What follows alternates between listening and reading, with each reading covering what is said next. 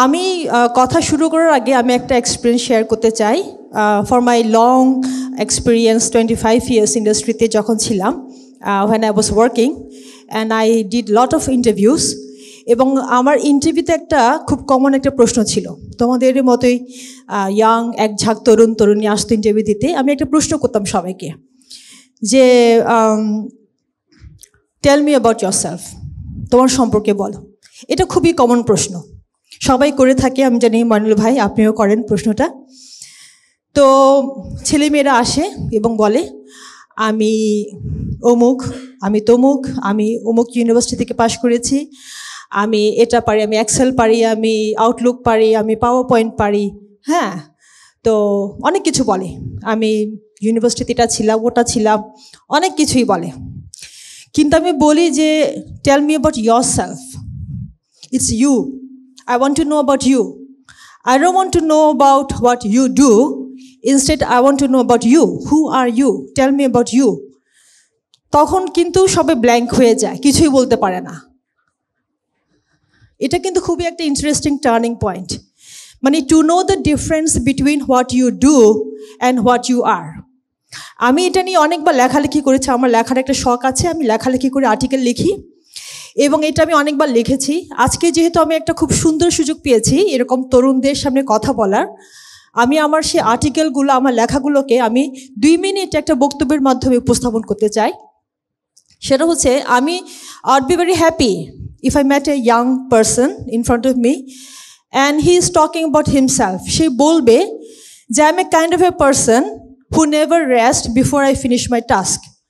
I'm a kind of a person, I'm self-motivated. আমি নিজেকে নিজে ইন্সপায়ার করি। আমি একজন খুবই এনার্জেটিক, ডাইনামিক একজন পার্সন এবং I have a very good ambition about my life and I want to reach certain goal in certain years and I want to see myself in certain position and that is my dream and that person is my idol. I want to be like him. Right?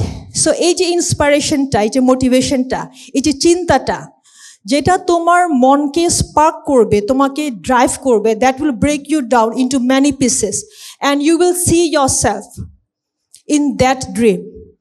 তুমি যখন তোমাকে ওই জায়গাটাতে পৌঁছাতে পারবা, যখন তুমি তোমাকে তোমার স্বপ্নের সাথে কানেক্ট করতে পারবা, you know that you're a kind of a person, the world can't stop you. পৃথিবী তোমাকে থামাতে পারবে না। There is no power in this world that can stop you when you see yourself that you are meeting your dream.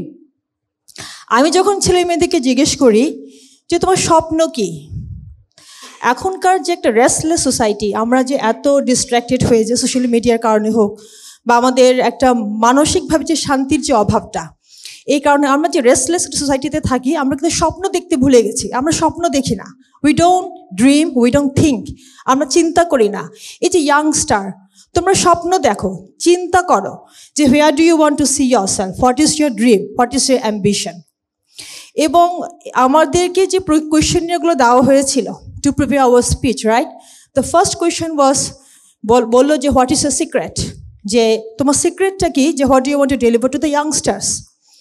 এখন আমি চিন্তা করলাম what is my secret. আমি বুঝতে পারলাম যে আমার সিক্রেটটা হচ্ছে যে I have a kind of a very মানে স্ট্রেট ফরওয়ার্ড থিঙ্কিং প্রসেস। আমি অনেক ছোটোবেলা থেকে যখন আমি ক্যারিয়ার শুরু করি, যখন আমার এডুকেশনে যখন আমি ছিলাম, পড়ালেখা করতাম, I have very clear straight vision এবং ড্রিম যে where I want to see myself, very clear. ওই চিন্তাটা কিন্তু আমাকে ড্রাইভ করে নিয়ে এসেছে আজকে পর্যন্ত।